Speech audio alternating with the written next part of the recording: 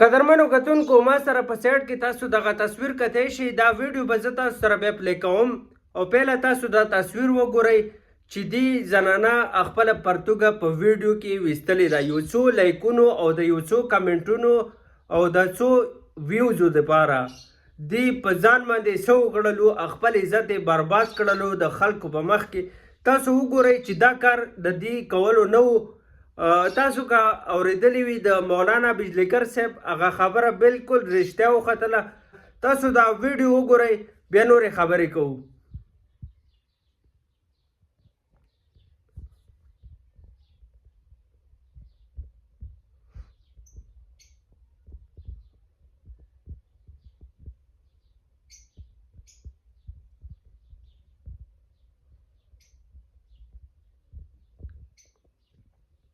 الله دې دا تباه او برباده کړي چې دا نوی نسل بربادوي.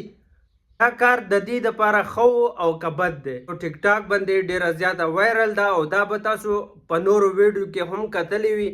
ویډیو کې دغه پرتوګه وایستله. که خیر وي په 2025 کې خو دې پرتوګه وایستله او په 2026 کې به دا کمیس هم لړه کوي. قدرمنو دا ویډیو در سره لایک کړئ او دا ویډیو در سره مخکې هم شیر کړئ چې نورو کسانو ته هم ورسیږي او چینل سبسکرایب کړئ او دا پیج فالو کړئ.